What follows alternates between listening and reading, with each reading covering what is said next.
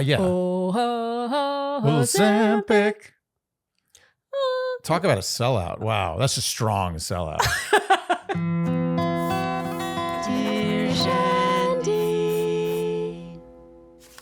Welcome back to Dear Shandy, listeners. Hello, Andy. Hello. How are you today? Doing okay. Doing okay. I'm actually excited. It's the first Q&A in a while. I know. We've missed doing Q&As. And in fact, we've lost track of Q&As to the extent where we thought we had a Q&A banked. Yeah. You're like, we have that Q&A we recorded. And I was like, do we? And then we looked through all our saved stuff. And I was like, I think we already sent that one out. So yes, we are urgently recording a Q&A. And you know it's urgent because I am recovering from a laser facial.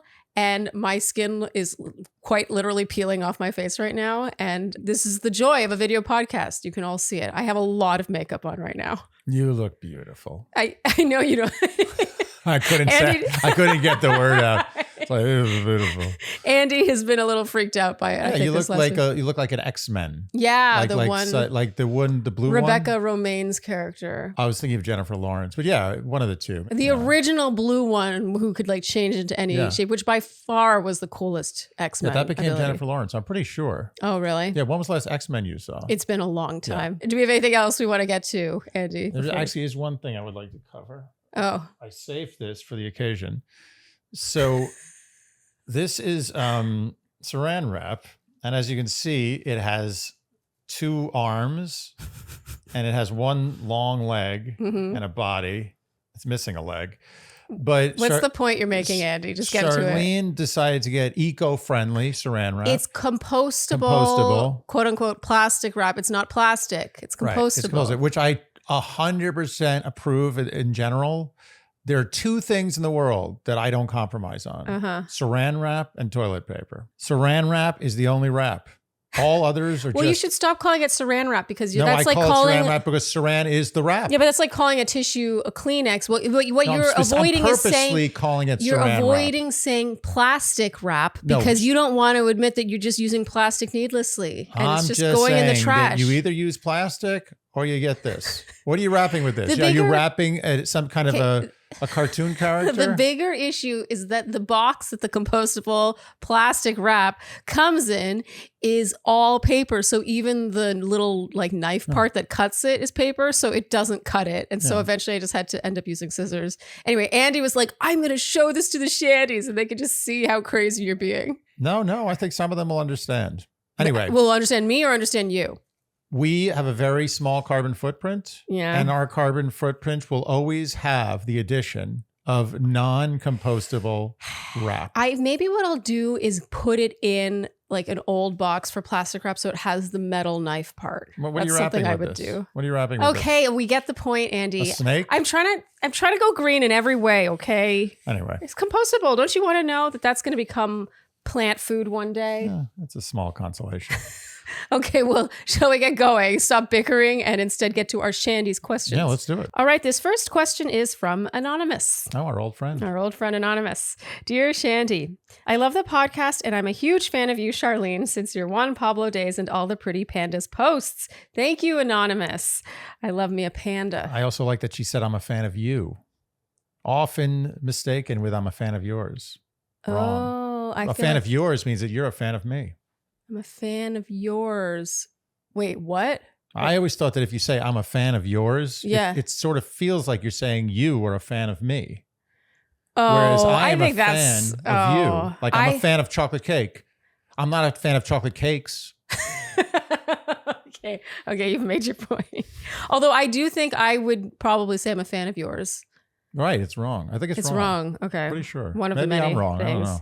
Thank you both so much for all your wisdom and humor. Thank you, Anonymous. You're welcome. You're welcome. I know you've talked about not shitting where you eat multiple times, but what about going on dates with people from hobbies/classes? I'm a 30-year-old female living in the DC metro area, and I've recently started taking up ballroom/salsa dancing classes. I've been doing 1 to 2 classes a week, and I go to dance socials every weekend. I've been asked to go on dates by a few men that I meet through class or socials, but I've always turned them down as I'm worried that it doesn't work out, and then I would have to continue seeing them/dancing with them almost every week. Recently, I've met a guy, 34 male, at a class, and we have fun, flirty banter. He asked me out on a date and I agreed, but I am now having second thoughts on going on this date. If I do not feel a connection, I will have to continue to see this guy almost every week, and that may be especially awkward if we both don't feel the same way. I am also in this city for work and will most likely be moving within a year, so I'm not really looking for anything serious. Therefore, should I place boundaries in order to protect my hobby? Or does shitting where you eat even count if it's a hobby? Or am I just taking this too seriously and maybe I should just focus on having fun? Thank you so much, and I look forward to hearing your thoughts. Best regards, Anonymous. What are you doing a ballroom dancing course if not to meet somebody? All it is shitting. There's no eating. It's just shitting. I think it's so interesting that she's signed up for this ballroom dancing class, like these hobbies, and she's getting asked out a lot. I would wager she's getting asked out because she's in those settings, because often the reason people sign up for classes and do these extracurricular things is to meet people. What percentage of guys are going to ballroom dancing classes because they must learn how to ballroom dance? Maybe it's a bucket list item for them, Andy. Yeah. I feel like she's... What I want her to focus on a bit more, Anonymous, I'm going to talk to you directly now, is like what you want. Like, it kind of sounds like you just said yes to this guy and you're like, but what if there's not a connection? It's like, hopefully if you said yes to him, it's because you felt there was already some sort of a connection. There's like some attraction, some interest. I feel like you didn't talk enough about what might make you say yes to a date and like date someone. Do you know what I mean? Yeah. It's like she's already on the defensive about like what if it goes wrong? Like, why don't you cross that bridge when you get there and focus on the now and how you feel about the person? Yeah, I almost feel, I smelled a slight hint of a humble brag here. Oh, it's like, I can't help but going to ballroom dancing classes and getting asked out constantly. Oh. I can't. What am I supposed to do about all these men attacking me at my ballroom class? I think that she should enjoy a bit more. Yeah, I agree. Because right now it sounds like you're making your hobby. Like, I love that you're doing this, by the way. Love that she's doing a ballroom dancing class. I love that she's like, she takes her hobbies so seriously that she's afraid to shit where she eats when it comes to her hobbies. Totally respect that. But if you're leaving within a year anyway, and you find someone interesting, you can't beat the experience of dating someone who you met through a ballroom dancing class. One day when you're old and gray, you're going to be like, oh, and there was that man I met in the Metro DC area at a ballroom dancing class. Yeah. We dated for 2 months. It didn't go anywhere. And then it was awkward for a while, if even that. But you're living your life. You're doing your thing. You're having fun. Will ever tell a story about a ballroom class they took unless they met someone. It's true. Yeah, no, it's like, tell me about your life. Well, I did ballroom dancing classes. You would have to get pretty competitive for that to be like, you'd have to be a professional dancer or like high level amateur. There are people who really get to that level. I understand, but I don't feel like she's that person. I understand. You can always take another ballroom dancing class. You can't meet another once in a lifetime meeting. Mm-hmm.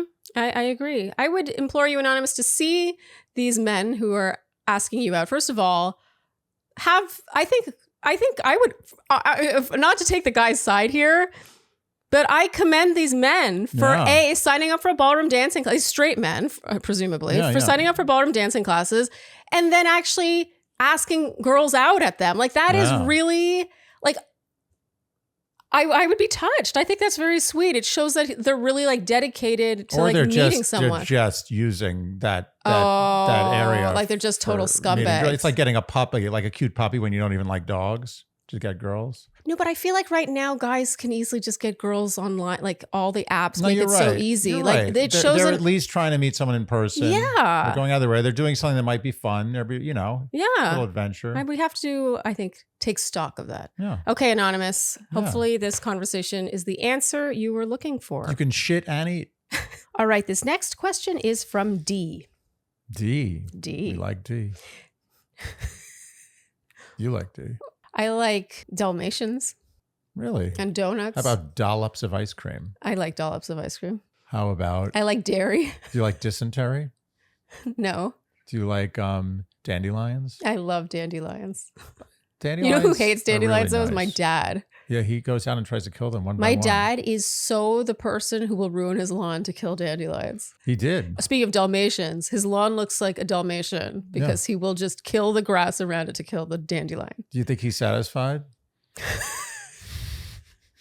Is it a Pyrrhic victory? That becomes a greater, more existential question, I think. Okay, D. Yeah. Dear Shandy, day one listener and second time advice seeker needing your help again. Recently, I went to a concert with a few friends. Two of us went up to the second floor balcony for a better view, and I ended up standing next to an incredibly attractive guy. Let's call him Diego. Of course. Another D.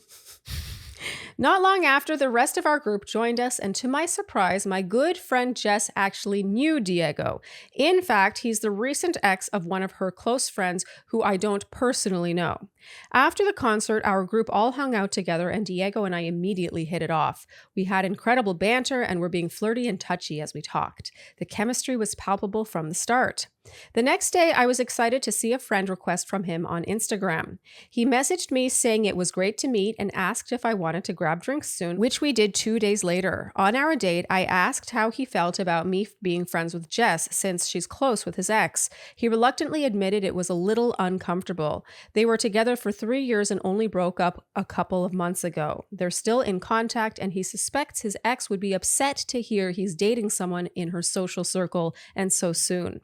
That said, he told me he's ready to move on and is genuinely looking for the right person. He described the breakup as mutual, driven by wanting different things for the future. He said he fully intends to go no contact with her as he starts to move on. We really connected on the date and have already made plans to see each other again. But here's my dilemma. I have a strong feeling that if Jess found out, she'd immediately tell her friend / his ex.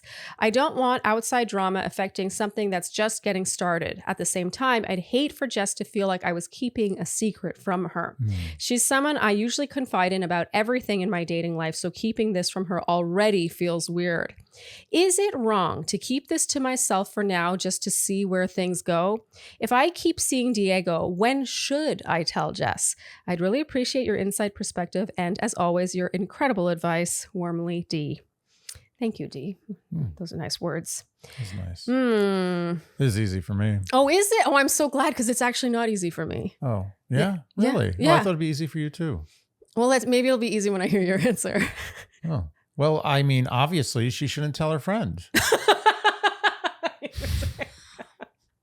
Okay, how did you come to that conclusion so easily, Andy? Oh, I didn't realize it was such an outlandish opinion. I mean, I laughed pretty hard. There's something about it was just so like simple and kind of male. It is male. I'll agree with that. Yeah. But she has no obligation to tell her friend. It's not like she's dating her friend's ex. Yeah. Her friend is just friends with the friend. It's a disconnection. So who cares? Okay, so you're saying the fact that Jess is just the messenger, she doesn't need to feel so obligated. Jess is her friend. Jess is not this guy's ex. Yeah. Jess is going to be angry at her for not telling her, but she knows someone who's a friend of hers who was dating this guy. No. I don't know how women work, but if it was a guy, I wouldn't care at all. Really? I wouldn't care at all. I'd be like, oh, after the fact, I was like, oh, that's interesting. Okay, I know her ex. Okay, I have to do that thing I do. Well, thing you do actually. This is your exercise. Put yourself in the shoes. I'm going to put myself in Jess's. Yes, that's the shoe you need to be in. Okay, so I go to a concert with my friend,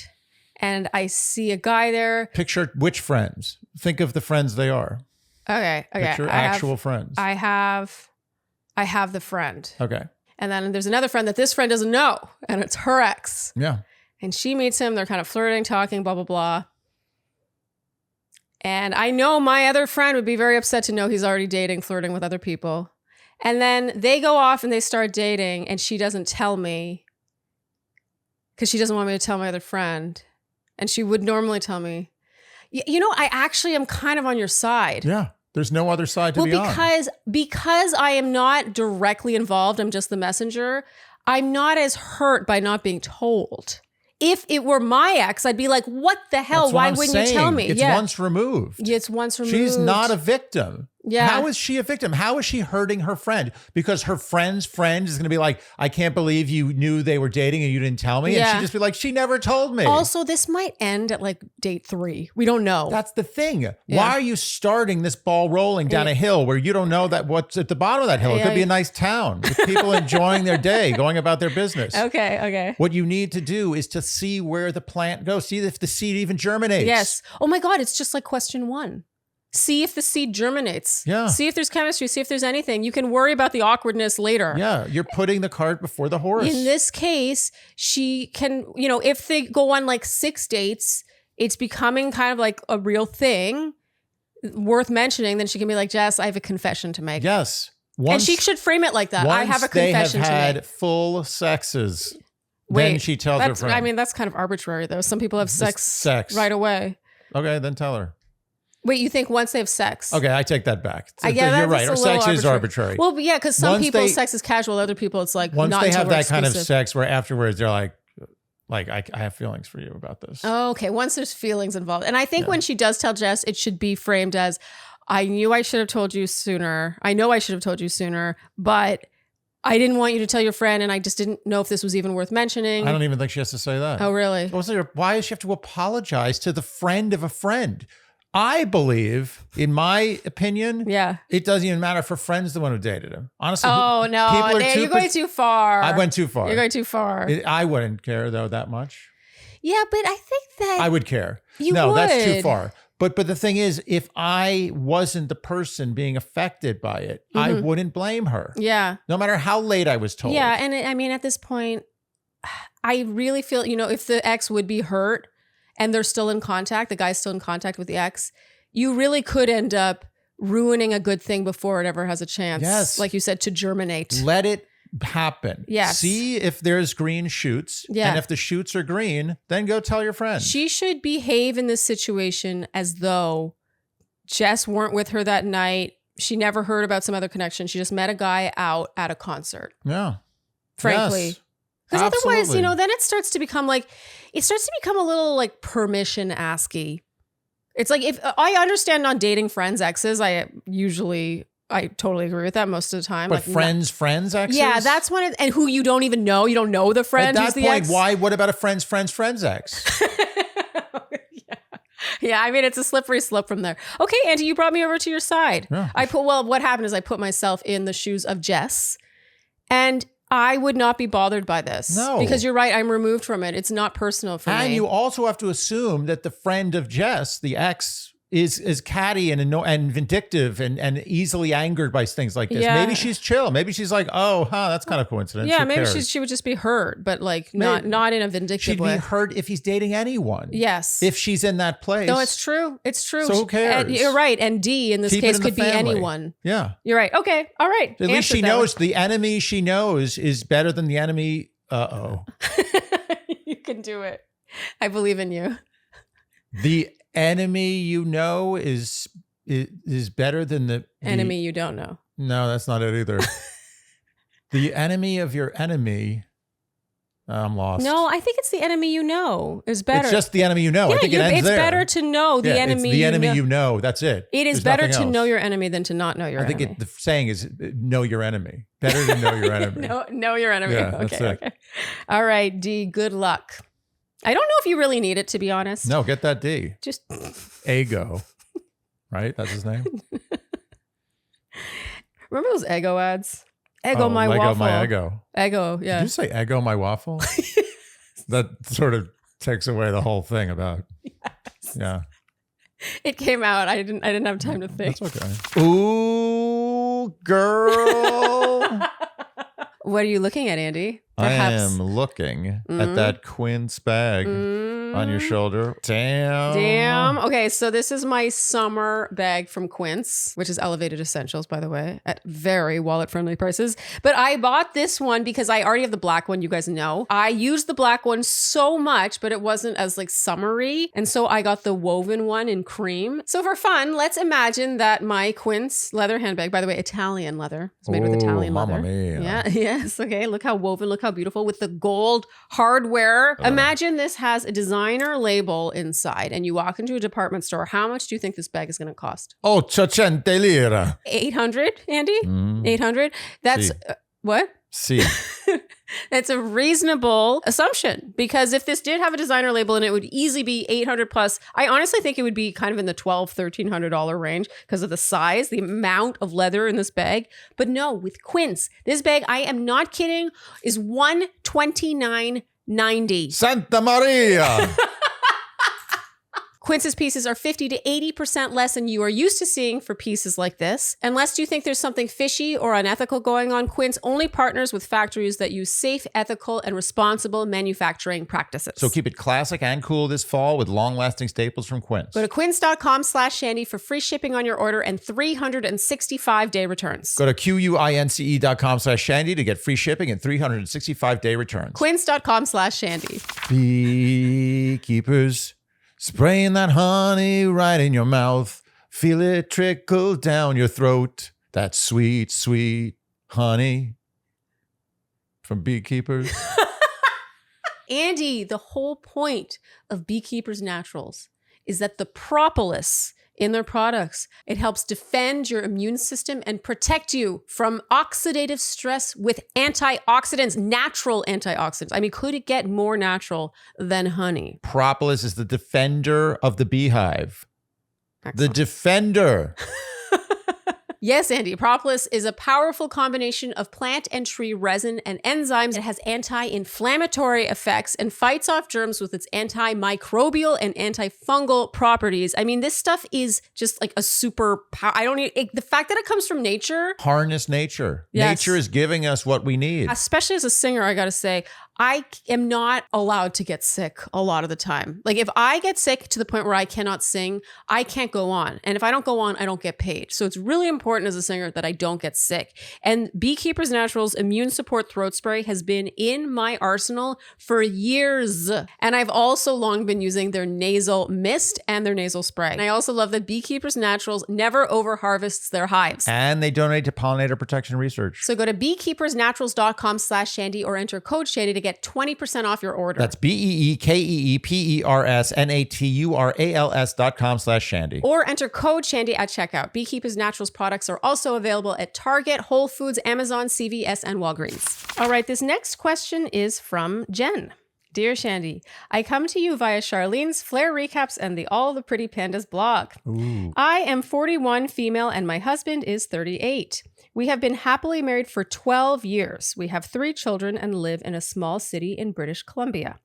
My husband and I have a good marriage and a solid once per week sex life. The sex is great. I just don't have the capacity or energy to do it more often at this stage in life. Although he would definitely like a boost in quantity, he is also satisfied with the quality. A few months ago, I woke up late at night to a strange sensation. The bed was shaking. Much to my surprise, my husband was quietly masturbating in bed next to me. Oh. I have no moral oppositions to him masturbating, although I did feel a small amount of guilt that we should be having sex more. I guess I thought he maybe did it in the shower or not at all. The next morning, I mentioned with a knowing look that he had woken me up when he came to bed the night before. A woke and wank. A woken wank? A wank and woke. He was quite sheepish and assured me that he was thinking of me, which truly I could not care less about. I like her. You know, that's what 12 years looks like. 12 years. 12 years a wife. The issue, I love that that's what he's like, I was thinking of you. She's like, oh yeah. Okay. Yeah, okay. She's Nice. like, you just woke me up. What else is new?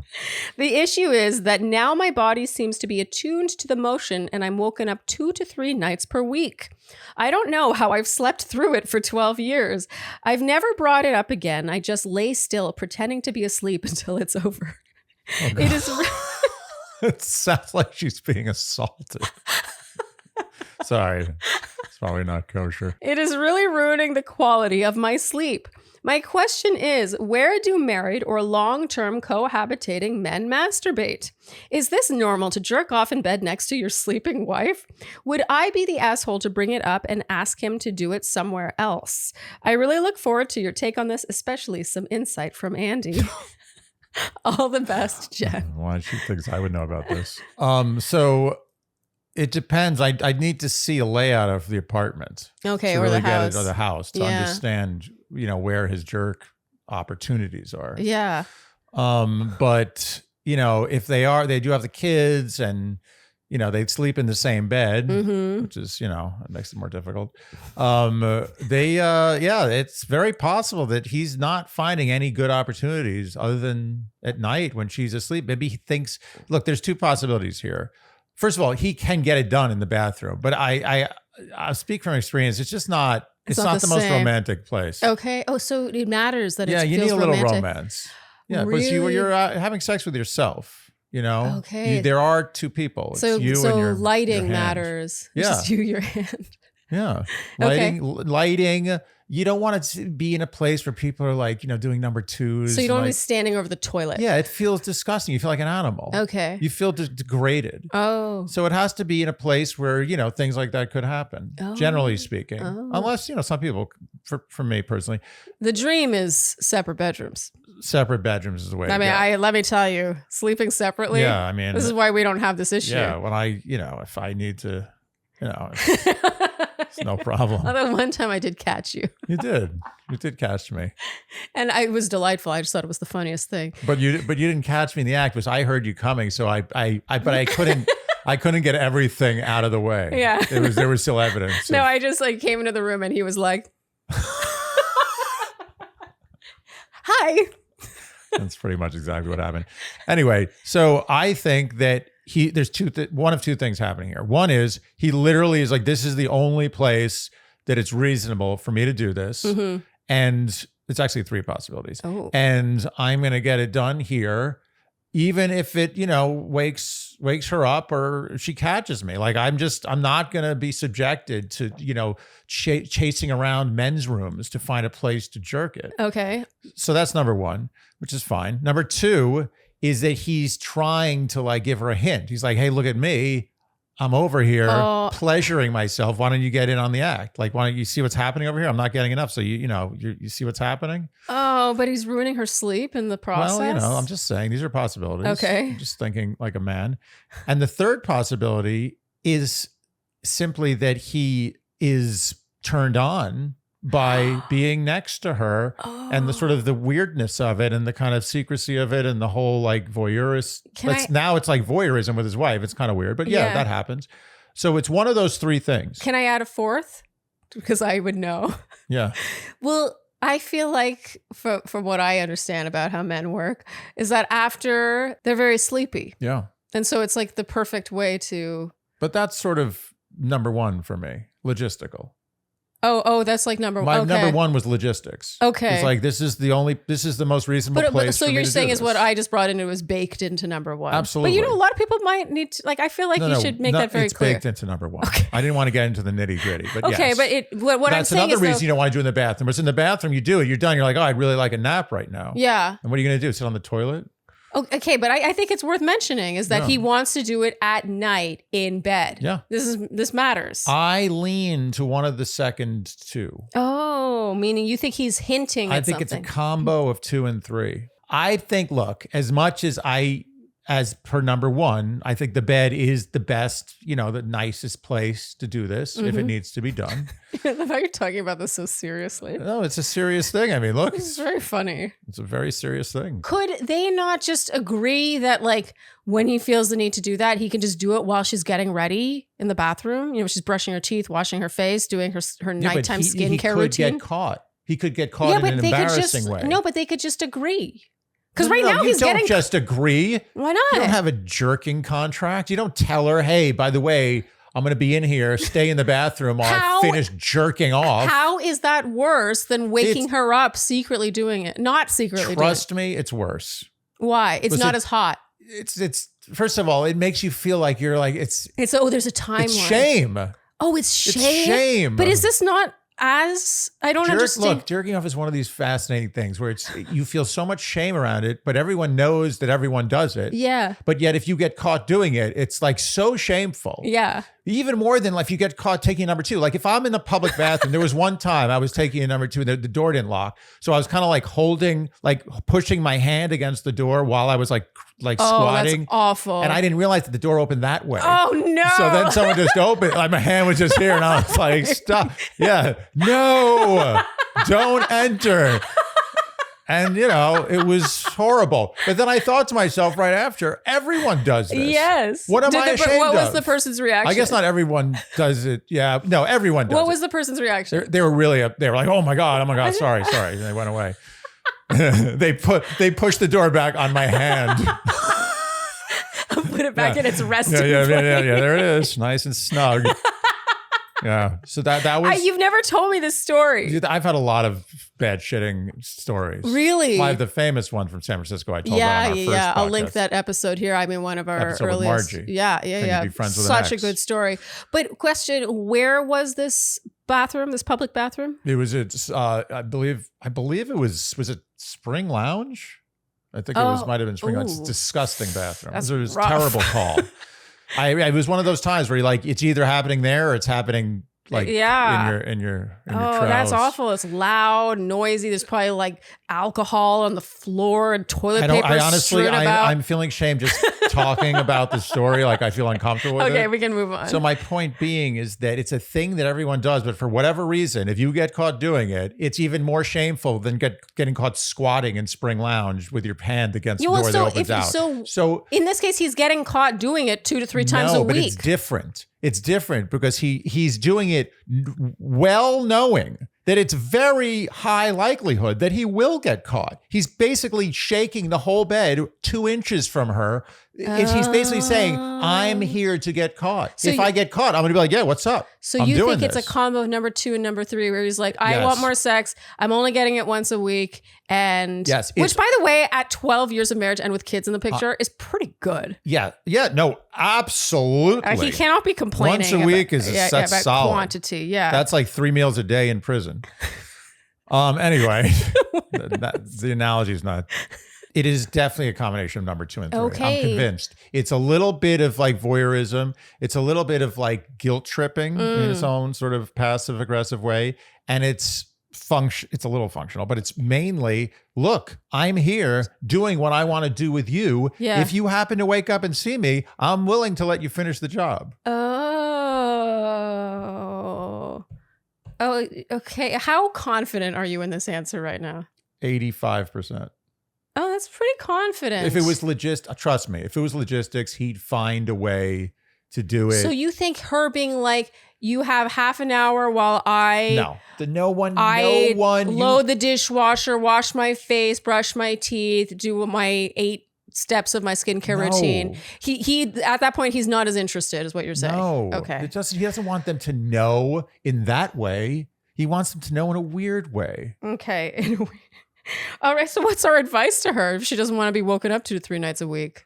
I feel like they have to have a conversation. Let's be real. Oh, I forgot what the question was. Well, she was like, how do I, get my sleep back? If she really wants to get her sleep, if that's the main priority here, and she doesn't want to address what could be, something that could be improved in their sex life. Maybe instead of having the sex, which I'm sure, trust me, I'm sure the sex they have is very prepared. It's like, hey, let's do it now. Let's have the sex. It's like very organized and regimented. They do it. It's functional. It's probably good, but it's functional. Yeah. It's like timed, it's scheduled, it's functioned. Yeah. Maybe do away with that. And instead, every once in a while, when she wakes up in the middle of the night, that's when it happens. Okay. And that's the way you solve all the problems. Then he's satisfied. He's satisfied for the week. He doesn't do it again. Or maybe he does, but then she wakes him up. She's like, no, this but only maybe happens then once a week. his jerk off session can be more scheduled instead of the sex. He can, if he gets the sex in the bed in the middle of the night once a week. Yeah, he'll be happy jerking off anywhere. Okay, Jen. I mean, I don't know if we fully answered that, but I mean, Andy, you shared a lot, and I think that was very helpful. I'm trying to educate. Yes. Help people. Yeah. No, you're making the world a better place. I think so. She could also sleep in a separate bed. To be honest, that was my takeaway. I was like, get separate beds. I hate to say it, but this is more of a her problem than a him problem. I actually think that if she wants to have that conversation, be like, hey, stop jerking off in the middle of the night. Yeah. Which I think is going to be a little bit weird, to be honest with you. I think that why is it weird? Because you don't take that from a person. It's going to cause some personal hurt there. Oh, okay. I think he's going to be not happy with that. Yeah, and you know what? When I think about it, I don't know if it's that crazy for a guy. He's 38 to do this 2 to 3 times. To do this. Look, I feel do this 2 to 3 nights a week. I feel for the guy. He's got a strong sexual desire. Yeah, and he's doing what he's got to do. But I think that if she really values her sleep, she should also, she loves him, she should value his jerking. Okay. And they should have separate beds, or she sleeps on the couch once in a while. Okay, so respect the jerk. Respect the jerk. Okay. All right. Or give in to the jerk. The jerk is one of the reasons she can get away with only having sex once a week. Yes.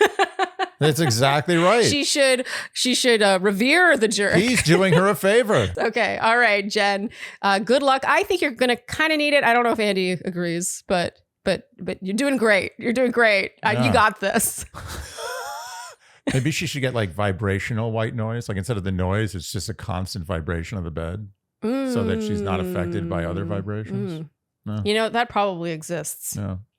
Isn't it weird to think that? Must be a very vigorous jerking off. If you are close enough where one of you is masturbating next to the other while they sleep or don't sleep, then you're close enough to have a conversation about I agree. it. And I think only good can come of it. 100%. I agree. It could be funny. It could be lighthearted. Yeah. And he might actually be forced to think about what he wants from it. You know, I don't know if he's thinking with his head right now. I would like to get a recording of the conversation if possible. Who knows? Maybe this could just introduce a think new zing, a new flavor. He's begging for a zing. Okay. He's begging for it. Yeah, okay. He's shaking the bed. Zing. Okay. Of two. No, I guess not. That would be weird. What was that? If he was jerking off two guys in bed. Then a conversation needs to be had for sure. This one. Yeah. Okay, Jen. Good luck. There are other places for that. Also, before we move on, what a great title. She said, "Am I the asshole or is he the jerk?" No. All right, this next question is from Anonymous. Dear Shandy, I know this isn't a typical relationship dynamic type question, but I hope you'll consider answering anyway. I don't feel like I have many people I can ask for their perspective about this. I started listening to your podcast 2 years ago on the advice of a friend, and you are now my absolute fave. Oh, Thanks. That's nice. that is nice. I feel like we're friends. That's nice Oh, too. it's so sweet. I honestly, when people say that, I'm like, we are. We're all friends. When people like stop us in the street and they're like, we feel like we know you. I'm like, yeah, you basically do. You both regularly make me laugh out loud, and I especially love Andy's sometimes wrong but seldom in doubt level of confidence when he speaks on nearly any topic. Oh, Thank you for sharing your that as a banter with compliment. us. Oh, that's nice. Over the last 6 months, I, 42 female, have lost about 35 pounds because I started using a GLP-1 shot. You know what GLP stands for? No. Take one guess. Does it start with glu? It sure does. Is the third word protein? No. Is the second word like Mm. lipe? You got it the first time. What did I say the first time? Like? You said there's the second one like. You should just stop there. Okay, okay, just tell me. What does it stand for? Glucagon-like peptide. The middle word is like? It sure is. Like. Never would have guessed that. That's the funny one. Glucagon? Glucagon-like peptide. So it's a peptide that is glucagon-like. Yeah. Are you sure about this? I'm 87% sure. Okay, and this is another way of just saying like Ozempic, right? Yeah. Oh, Ozempic. Talk about a sellout. Wow. That's a strong sellout. Wait, who sings that? mean- Oh, it's magic. Yeah. Who exactly? No one even knows it anymore. Yeah. It's gone. Well, they made out. Ozempic sings that. Yeah, it's the Ozempic song. Yeah, it's never no one. I don't even know. I was like, oh, is it magic? Is Yeah, that the song? The only people who will know who sang that song 20 years from now are people who are like 80 years old. Wow. Yeah. They'll all be like, oh, that's the Ozempic theme song. That's Ozempic wrote that. Do you think that they were paid appropriately for how much money Ozempic makes? I really hope they were. I hope so, I will too. say that the song definitely was on its backside. Yes. Like it's not like that song was going to suddenly get big again. Yeah. So they might as well cash in. Yeah. But they also sold their soul. That song will never be their song. No. Ever. No, but I just hope that they made the appropriate amount of money. They have the song for the number one selling drug pretty much in the history Isn't that of mankind. crazy? I Yeah. remember when Ozempic came out, I was like, okay, it's like any of the other like drugs I cannot pronounce and don't remember. Yeah. I don't remember what any of them do. But you knew, you really did know it was going to be good, but that's a big song. That's a real song. I put real money behind Yeah. that. Oh man. There's a lot of them. Like Wegovy, what is it? I Wegovy, don't know. Wegovy, things are getting stronger. What? I don't know. It's some bullshit song. Isn't Wegovy the same thing though? Oh, is it? I think it Well, might that's be. what I'm saying. Ozempic got the real song. They got a legit big top 100. That's like a top 100 all time song. Damn. Okay. I'm worried that they just paid for the rights for that song one time, and now Oh, the band you think they gave him? Yeah, the band isn't getting like. So you mean maybe those guys were down on their luck? Like one guy who's like living in an SRO. I feel like they might have given that away for like 10 grand, and now they're like, oh my God, should have given it away for $1 million. Like they called each other like, hey, this company, I don't know, some drug. Like we're not making any money in this song anymore. Yeah, but they were making money on the song. They got a lot of money for it. Okay. They're happy about it. I hope so. Trust me, they're happy. I think we're focusing on the wrong part of this. Oh. It was prescribed by my doctor after I talked with her rather emotionally about the hard time I've had losing weight since having 2 kids and entering my 40s. I didn't need to do this for medical purposes. My weight wasn't posing any health risks necessarily. I just really felt unhappy with my body as it didn't feel like the right size for me. Now that my body is smaller, people have started noticing and sometimes commenting on my weight loss. I've been asked a couple times what changes I've made or, quote, how I've done it. Honestly, I feel really uncomfortable admitting that I used a medication. It feels like a cheat and that I didn't earn this, especially since it was for vanity purposes rather than my health. I also feel really guilty about the expense. My mom offered to pay for the medication since there was no way my family could afford this. It makes me feel awful that all this money, it was thousands of dollars, it's hard for me to even type that out, was used just on me when it could have been spent on my family.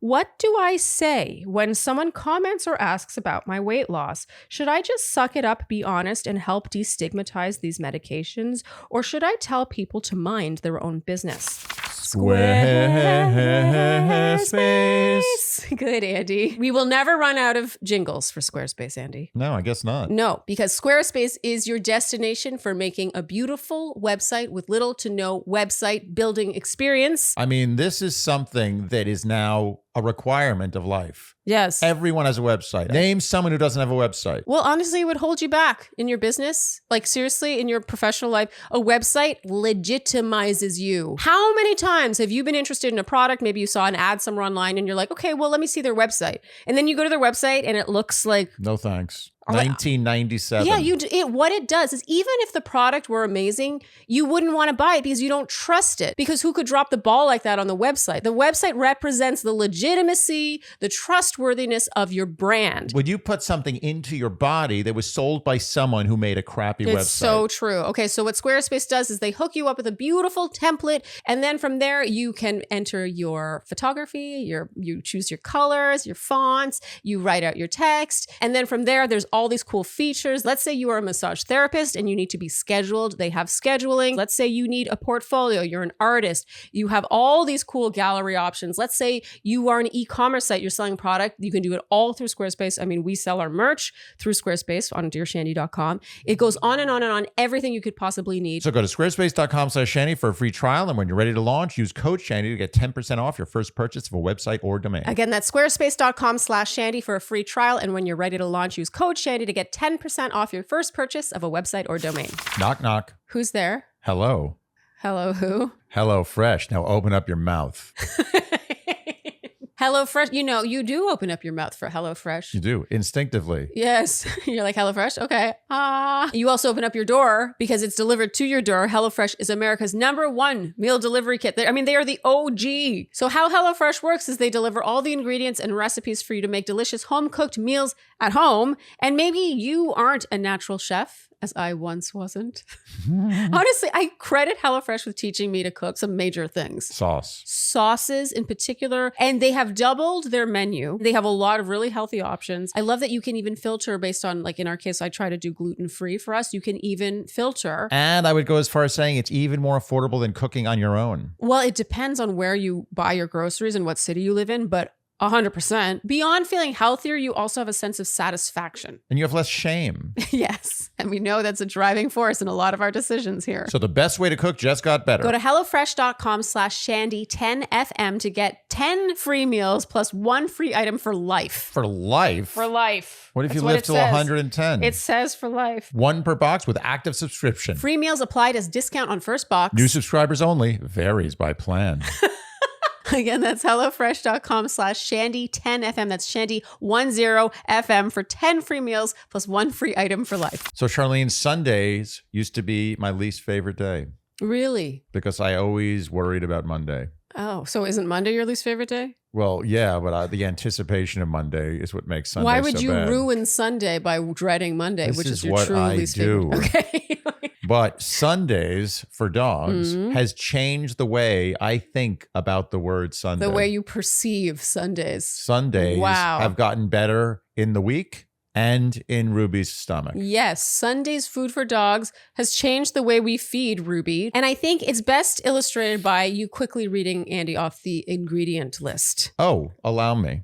Beef, beef heart, beef liver, beef bone, quinoa, pumpkin, fish oil, sunflower oil, zucchini, kale, flax seeds, parsley, dried kelp, dried chicory root, turmeric, ginger, blueberries, carrots, apples, tomatoes, shiitake mushrooms, wow, broccoli, oranges, cranberries, spinach, beets, cherries, and Strawberries. Yes. Notice how you can pronounce all of those words. We recognize all of those words. Is there anything in here you wouldn't eat? No, because it is, look, you can see it on the bag. Unless you're a vegetarian, which I understand. Human grade food for dogs. And we know that human grade dog food is a thing, but most of the time you need to freeze that, you need to refrigerate that, you have to defrost it in between those two. Meanwhile, Sunday's food for dogs has been air dried, so it functions in your life like kibble. It has the convenience level of kibble, but it has all of the health benefits of true human grade dog food with that incredible ingredient list. You want me to read the ingredient list of most kibble?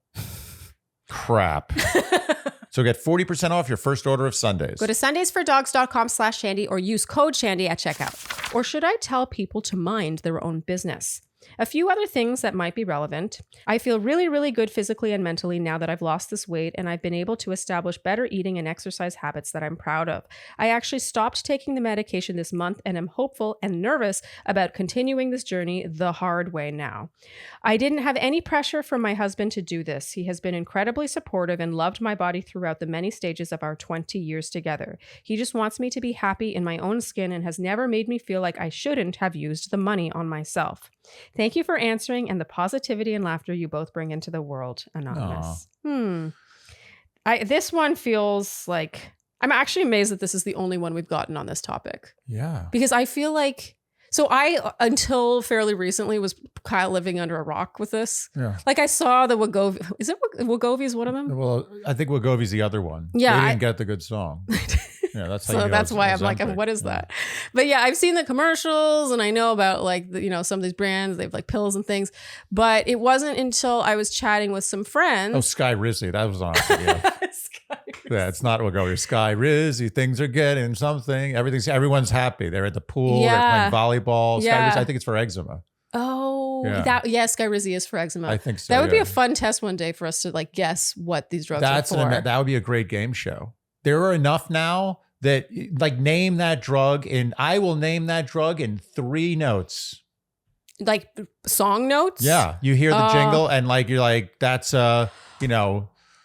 Oxgentle, Fly Blenta, Twang. See, diddle. I was thinking more you'd have to guess what the drug was for based on like, Oh, that's the second like question. that's hard too. First, you name the song. Yeah. Then you name you have to get both. Yeah. It's like in the old days, the name that tune was like name the tune, name the artist, name the album. Okay. So Oh, sorry, I got off topic. no, I'm thinking about how to answer this because I think it's really like delicate.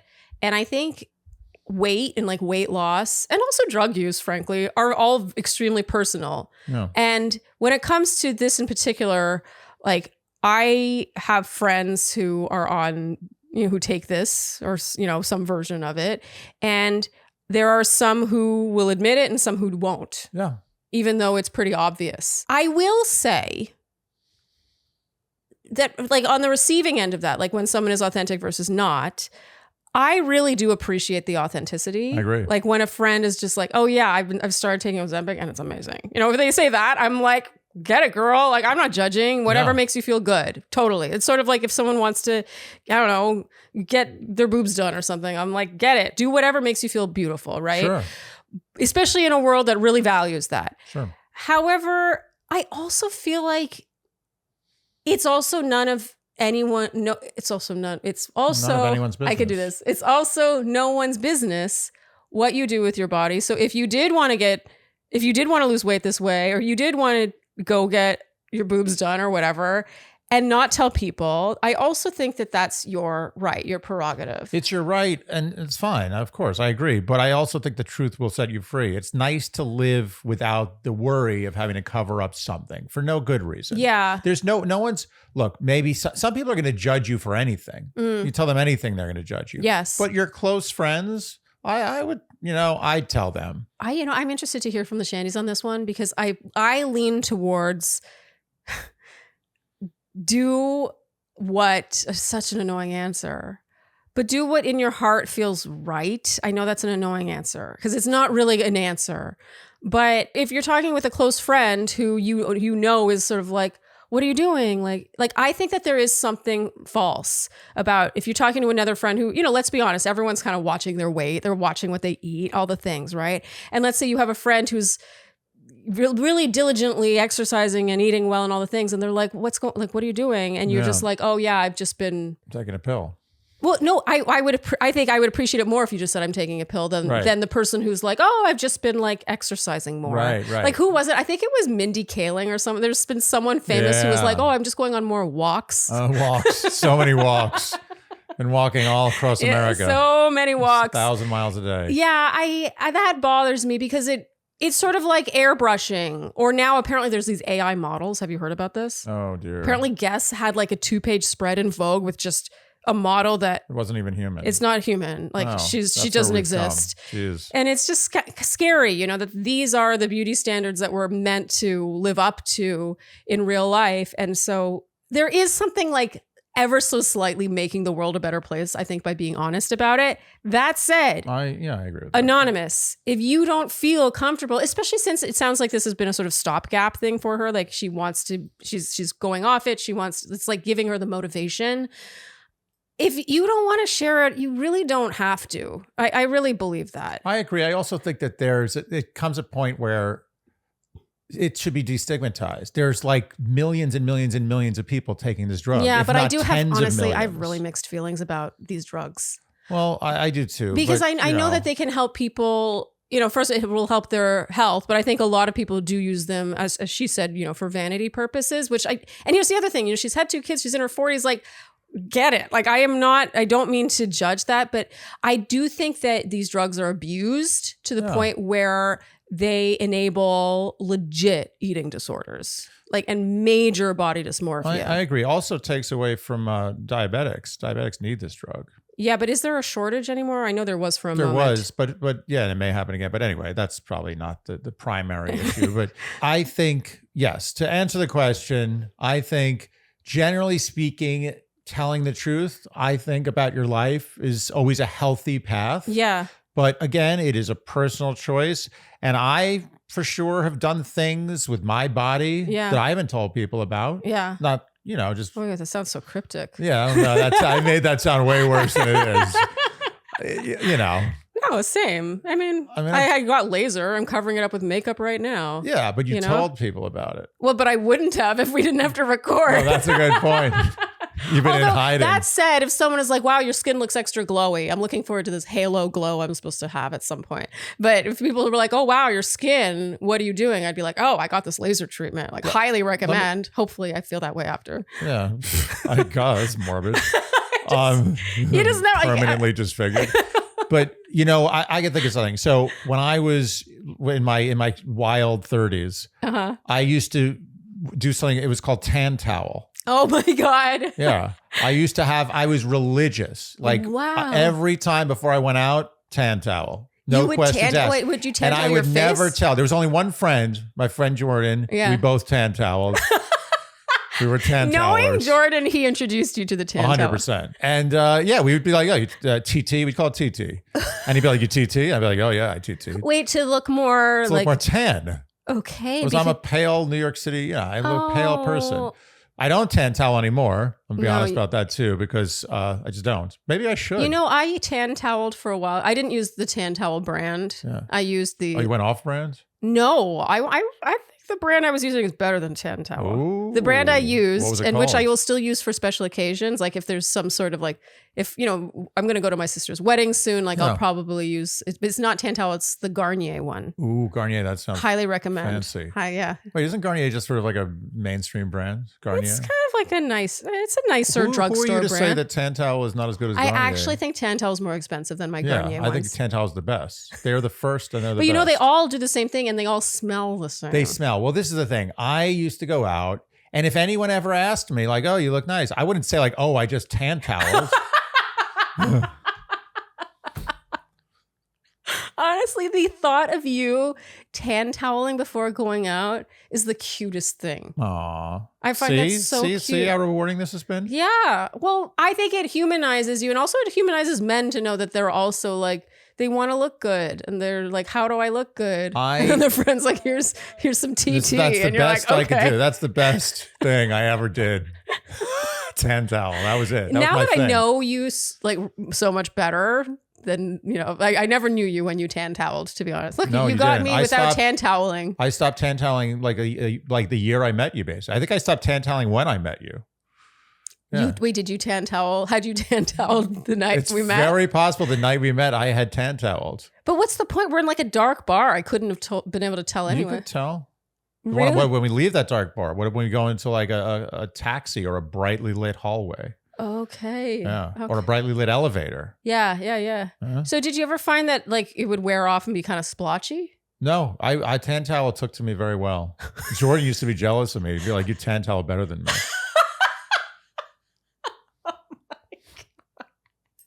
It's true. I will say though, you want to attract, I think, a mate who doesn't need you to have tan toweled. And I stopped. Yes. You don't need me to tan towel. I definitely don't need you You to want tan me to towel. start tan towel? No. I will. No, I'll but do it there's for you. the whole thing. I'll tan towel for you. The whole thing is very cute. But how do we get onto this? Oh, the things you do. Oh, Yeah. that you don't. Yeah, you don't necessarily need to share it with the world. You don't have to Although share here it. we are. Here we are sharing. Yeah. Everyone's going to judge me for tan toweling. No, but I think that living an honest life Mhm. is not, I'm not judging you. I'm Yeah. not saying you're a bad person for that. I'm saying I personally in my life have experienced more good feelings Yeah. when I'm honest about everything. I And agree. sometimes it's things like, oh, I would never tell people about that. Mhm. And then accidentally, maybe I'll tell someone, I'll be drunk, I'll talk about it. I'll be like, that felt good. Yeah, and Like, it's actually- it's vulnerable. I'm a human. I'm flawed. What's wrong with me showing that I need to do something to make Totally. myself look or feel better? Totally. And it's received with, as long as you choose your audience Yeah. right. You don't broadcast it. No, but it's actually received with, I will say, if someone tells me something like that, I feel closer to them. Yeah, I You know? totally agree.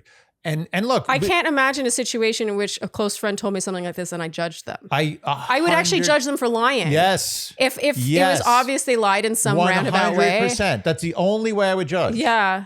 Or if they were way too, like if they're already thin and they went on Ozempic, then I'd be like, dude, that's That's Andy, messed up. now you're starting I'm to have judging. terms. Well, I mean, that's all of Hollywood, isn't it? Well, I'm worried at that point. I'm worried. It's concern over judge. Yeah, fair.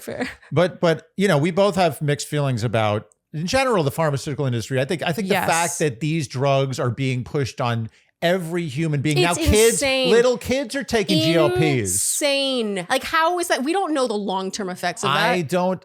I don't feel great about It's so much these. better to teach healthy habits than to just I give them a agree. pill. I'm happy that this is making some people's lives better. I Yes. know it is, and for that reason, great. Yes. I do think the overprescription for different age groups and the fact that it's all for profit. Any company can just advertise it. yeah. And you just pay for it. And you know what else you pay for? You don't even Ozempic.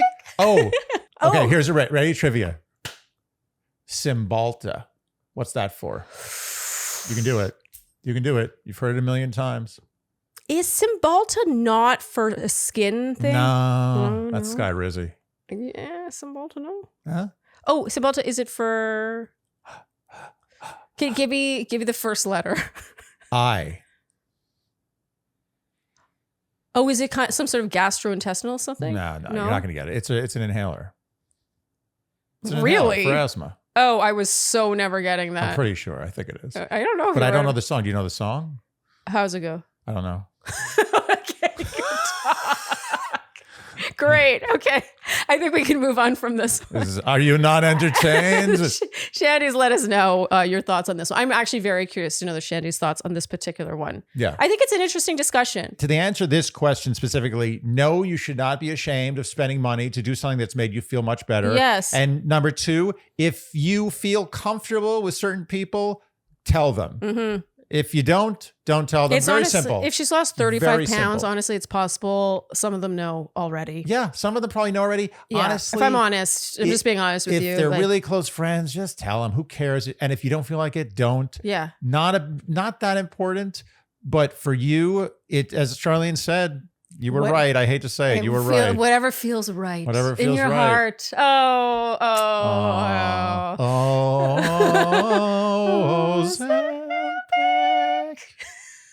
Okay. All right. Now, who sang that damn I song? don't know. We're moving on. The poor They'll tell people. us. They'll tell us. Okay. All right. This next question is from Frozen in Time.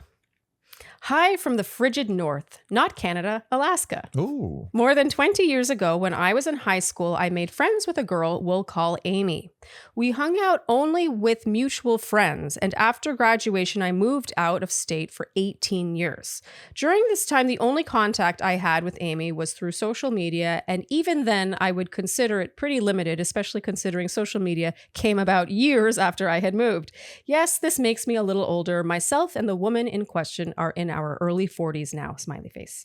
I'm excited by these questions from women in their 40s. I think our listener base is getting a little older. I love it. Maybe they'll get older as we get older. Yeah, They'll just follow us. Yes. And eventually we'll be like a geriatric podcast. Yeah. That'll be great. Yeah. I'm okay with that. Me too. The issue is that now that I've been back in my hometown for 5 years, I've endured a certain level of guilt from this woman that, quote, we never hang out anymore.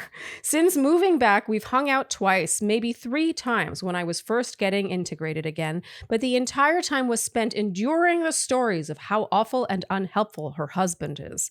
I myself am never married and without children, so I have a really hard time relating to her in this way, and honestly have a low tolerance. I'd have never married this lurch in the first place. In short, the thought of hanging out with her feels like a predetermined energy suck, and I don't like feeling obligated to see her just because we have a distant history when we were 17. I've been giving her the slow fade, but every now and again she crops up in a message saying, I hope we can hang out again soon. Once she left a long and morose voicemail that came across as desperate and just sad, which makes me think she's lonely and grasping for straws. Am I the asshole? Is this a life lesson where I'm supposed to suck it up for the greater good, or am I justified in not wanting to subject myself to the lamenting of someone's own life choices? How do I tell her that while I have no ill feelings towards her, I don't have space for her? Thanks for your insight. I look forward to Andy's analogies. Smiley face, smiley face, smiley face. Oh, Frozen in time. 3 smiley faces? 3 smiley faces. Wow, and the that's old pretty school happy. kind. Yeah. Like the old school, like we're just a smile, nothing, no teeth. Huh? It's the colon and then the you mean just parenthesis. no emoji? Yeah. What's a single parenthesis? Oh, parenthesis. Yeah. Parenthesis. As it came out of my mouth. I was like, Parentheses? that's what it is. Andy, pressure's on. You have to have an analogy ready for this one. Huh? I do not. Yeah. I do not have one. I find this one relatable. I like this one.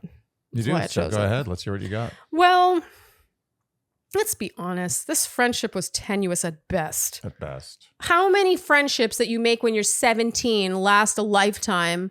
And those are the good ones. Oh, yeah. Those are the ones where you're actually close. She never hung out with this friend one-on-one back when they were actually friends. And then all they do is connect on social media here and there over the years. And now she's supposed to give this woman, like, we're talking like one-on-one time. It takes energy to go and see someone, and to only hear them complain.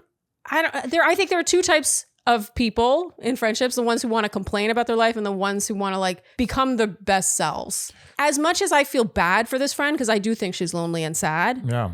I just don't think it's Frozen in Time's problem. And I don't think this is what gets me at the core, is I don't feel like Amy knows anything about Frozen in Time. Right. I agree. I'm getting the vibe that one of the things that makes this exhausting is that there is no reciprocation. There's no back and forth, the thing that, like lights up the part of your brain. What was it? The limbic resonance? Limbic resonance. Yeah, we learned that from Eli Harwood. I'll link that episode here. Loved that. But lights up a part of your brain that makes an interaction go from draining to stimulating. She's not stimulated. I don't think guilt should ever be the driving force in why you socialize with someone. No, I agree. And I would say that if Frozen in Time had a dearth of friends and really needed, like she was like, I'm up in Alaska. I'm living in an, I'm not allowed to say that word. I'm living in a rounded ice house. Oh, you're not allowed to say igloo? No, shh. Not allowed to Oh, is that offensive? Yeah, really? Somehow. I said it once and someone told me and that was it. I stopped saying igloo. I didn't even ask questions. I was like, you know what? I don't ask questions anymore. Really? I just stop. I just don't say the word anymore. But I think it's in the context of like, because you live in Alaska, you therefore. No, it's just the word. Oh, the word? Just the word. It's like appropriation or something. Or it's not the right word. Or I don't know what's going on, but I'll tell you right now, I don't say igloo anymore. Oh shit, I said it. You could bleep that out. I said it too. Okay. Anyway, if she lives, in a half, I know if she lives in a half what? spherical. No. It doesn't have to be, Andy. That's just as bad. You're still describing the thing. So she lives in a remote in an cabin. Ice cavern. She lives underground in a cavern of ice. Okay. Living on what's the relevance? Smoked elk meat. And maybe then she would have to she'd be like, hey, someone's reaching out to me, my friend. I certainly could use friends. Like my last friend was an Arctic fox. Literal one, not like a hot, a foxy. We all knew what you meant. Arctic person. We knew what you meant because of the smoked elk part. I think Foxy should come back. I Foxy? also think Groovy should come back. Heavy. I'm like heavy. That's heavy, man. I want all the 70s things to come back. Heavy? Yeah. That's Groovy. A groovy. Yeah, on. I do like Foxy. Foxy's good. Yeah, I'd be on board with that. Yeah. Okay. Far Out. Hey, that's Far Out, man. Yeah. I want them all to go I back. feel like the new version of Far Out is wild. That's wild. That's Lit. Lit is the new one. No, and no. Fire, actually. Lit is now old. Oh, now it's Fire. Yeah. No, okay. Anyway, so- my point is that if she needed friends, she should accept this offer. I don't think she needs friends. She's talking like someone who doesn't need a friend. Yeah. And the same way, sometimes there's a mole on your body that like you grow accustomed to. You're like, this is my mole. It's me. And then you realize you're like, I don't need that mole. Yeah. I'll just get the mole removed. And you're like, oh no, there's my arm. It's nice. I like it without the mole. Yeah. Forget the mole. Just get rid of it. Okay. So is that the analogy? Yeah. I was really, she wanted one. I dug deep for that. That was not one of my finest. Was that premeditated, that analogy? Or did that just come out? I felt pressure to deliver an analogy, but that just came out now. Yeah, and I'm not thrilled about it. Yeah, it could be worse. It's pretty weak. The point is made. we understand. She doesn't. This is a vestigial relationship. Yeah. It's been nurtured for no particularly good reason other than sentimental reason. Yeah, barely. And even that. It kind of just sounds like. The best way to rid yourself of things like this is to respond curtly to long, drawn out emotional emails. And it's not nice, but it's necessary. You're like, oh, I'm sorry to hear that. Period. Yeah, I kind of feel like, when she gets the long, morose voicemail where she said she sounded sad and lonely, I feel like a suggestion of like, oh, maybe you should pursue some hobbies. Maybe you should speak with someone. Yeah, but then you become a therapist. Well, my point is you sort of refer them to the idea of a therapist. Like you're saying, I don't want to be your therapist. You're like, maybe it would be nice for you to speak with someone. You have two choices here. That's not a choice, unfortunately. Yes, it is a choice. No, because then you become a shoulder to lean on. There's two choices. How is that worse than it's no just different than not a breakup. In a breakup, it's like, hey, listen, if you ever need anything, just reach out to me. I'll be there for you. Don't worry about it. You need anything. You got this shoulder to rest on, but I'm leaving you and I'm going to go have sex with other women now. And no, you're not going to have my shoulder to rest on. That was bullshit. Just break up with them. I feel like this is there's something in between those two. You have two choices. One is to actually have a breakup. Be like, hey, listen, I'm sorry. I'm just like really busy. No, I do not think this is breakup territory. No, of course not. Yeah. That's not a choice. Yeah. The other choice is a hard fade to show them that you don't care. She's been fading. Okay, Frozen in Time. We definitely, she asked, how do I tell her that while I have no ill feelings towards her, I don't have space for her? This is not a place to tell. I don't think you will is, hurt her more by telling her. The only time I think a friendship breakup is on when the it's docket a legitimate friendship. is when it's a legitimate. Yeah, there's nothing to break up here, No. and I think it would only hurt her unnecessarily. It sounds like she has enough in her life that she's not happy about, and frankly, for good reason. I really do think that you attract what you put out in the world. Yeah, you do. The fact that she's grasping at straws, trying to hang out with friends who are like, what is she emitting? That takes a certain level of self-awareness that frankly, you probably wouldn't get yourself into the situation in the first place if you possessed. Yeah. And I want to say this, just one last bit. If she was bringing a heavy positive energy, like she was sending her a bunch of memes or videos that weren't that funny. It's a low bar. Yeah, no, it's a low bar. But if she was like positive, she's like, look at this guy slipping on a banana peel. And like, maybe these were not videos that frigid in frozen in time. Frigid takes on a different meaning. Yeah, it really does. Yeah, big difference. But maybe these are videos that she doesn't really enjoy, but she doesn't ruin her day. She's like, oh, yeah, okay, that's nice. She could be like, oh, haha, and just keep that going forever. Yeah. There's no hurt because this person's trying to bring positivity. They're not sending her videos like, look at this dog being killed in Korea. Oh my for God, meat. Andy. Like I had a person sending me those over and over again. Who did that? I'm not going to reveal they kept this girl I went on a date with. She was very hardcore, very serious vegan, like no cruelty, which I'm 100% in favor of. In fact, we received a package from PETA. Oh, we did. We have to show We haven't shared this. Go get the mugs. Okay. Go get the mugs. We're very excited about this. Okay, so a little backstory. This is coming out of nowhere. We kept meaning to share it and then we forgot. But when we on the podcast caught and released Harold, the mouse that we had, and we also used the expression hit two birds with one scone. Oh, sorry, feed. That defeats the purpose. Yeah, a scone is a little less impactful than a rock, I guess. No, get the other one. There was another one too. No, this is fine. This is enough. PETA's not getting that much There was press. another mug that said mice are nice. Feed two birds with one scone. Yes. PETA. They sent that to us. Yeah, PETA sent this to us. They Isn't that appreciated what we did with Harold. Yeah. Very nice. Yeah. Not sponsored. Although we would, if PETA, trust me, we will sponsor you. Oh, yeah. I mean, but no, I think they they're sponsor us. We will accept your sponsorship. Yeah, but That's I feel like, say. it would be just no, it would be a shameful. donation. I wouldn't let them pay us. Yes, I would do it for free. Well, that's what we're doing. PETA's good. Yeah. God. Jesus. Okay, continue. All right, my point is she kept sending me over and over again these horrific videos of like, they just, I don't even want to talk about what they were, because it makes me upset and I don't want to hurt people's, I don't want to ruin people's day. Yeah. My point is we didn't have any, it wasn't working with us, regardless of the videos. Yeah. But there came a point where I was like, what is, like, I get it. Trust me. We're on the same page. Yeah. Like, I don't need you to keep sending me these videos. It ruins your day. It gets you down. And there came a point where I was just like, I stopped there's like 10 videos in a row without a response. I'm like, I'm done. Like, this is my message to you that I don't want these videos anymore. Yeah. And, I probably should have been a man and be like, stop sending me these videos. I get the point. Trust me. You didn't say that? No, I never talked to her again.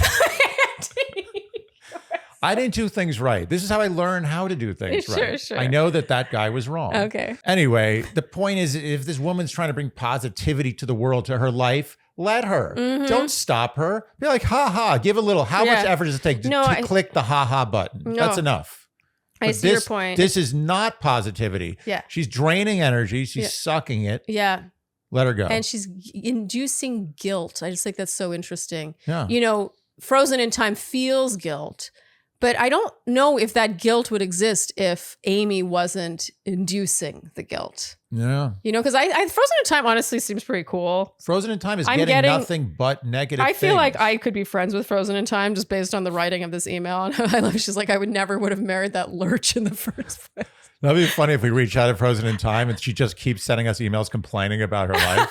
Like, yeah, but so based on the fact that she feels guilt, I sense a bit of people pleaserishness in her. Frozen in Time. Does this ring any bells for you? I'm just putting it out there. Yeah. I think it's possible. Because why does she feel so obligated? Yeah, that's something to sit with. Yeah. Maybe she's a people pleaser. I also think Amy is, tapping into that. Yeah. Anyway, I think the whole thing is just, you reach a point in life where you don't need friendships that only suck energy from you and don't feed you. I will say this. I've only received in my life one email from Frozen in Time. And that email involves a lot of complaining. This email? Yeah. I don't think I can stay in touch with Frozen in Time anymore. I mean, we are asking people to send emails. Oh, that's true. I complaining. Yeah, you're right. If you think about it, every email complains. Every email is complaining. Okay, Frozen in Time. Hopefully this was helpful. I do think, because I can picture some people listening to this and being like, Amy is going through something. Just having a hard time. Like, you should be a friend. And I do think there's an argument to be made for that, but I just don't think these two were ever really friends in the first place. This is the job of a friend who is much closer. Yes, this goes in I was going to say higher on the, but that would be offensive. Oh. Higher on the wooden stake, the tall wooden stake. You see what I did there? Yeah. See how good Very I nice. am? Yeah, we learned. Okay, Frozen in Time. Good luck. Okay, Andy, that is it for this Q&A. A fun one. Yeah. Guess which Q&A this is. This is Q&A 88. No. This is Q&A 82. No. Am I getting colder or warmer? Warmer, but why would I be asking you this? Oh. This is Q&A 80. Why would I be asking you over Q&A 80? This is Q&A 99. No. I said you were getting warmer before. Oh. Q&A 71? No. Q&A 75? No. Q&A 72? No. 73? No. 76? No. 77? No. 78? You're getting colder. 71? 70? 69? Yeah! Oh, God. Nailed it. Aren't you glad I brought it up? Thank you. It would have been sad for Q&A 69 to go back without ever mentioning it. You're really on top of things. Thank you for that. Thank you. Q&A 69. And we didn't have a single question about sex. Oh, we did. We jerking did. off. Jerking off, yeah. Yeah, doesn't really count. Okay, next we'll make up for it in 70. All right. Okay, if you enjoyed what you heard today, you know what we will ask of you, and that is to like, subscribe, hit the notification bell, follow us on Instagram and TikTok, leave us Apple and Spotify podcast ratings and reviews, tell your friends, and generally do all the things you do to support a podcast you enjoy. Thank you so much for tuning in, and we'll see you next time on Dear Oh, God, check your time. 69, dude. Ruby, come to mommy. Oh, I wanted her. No, you don't get her. I wanted her. You don't get her. Ruby, come to mommy. Go to mommy. Come to mommy, Go boo-boo. ahead. She's needy. She's needy. Go ahead. Get mommy. She's very needy. Come to Go mommy. ahead. Come on. Yes. Thank you so much for tuning in, and we'll see you next time on Dear Shandy. Bye-bye.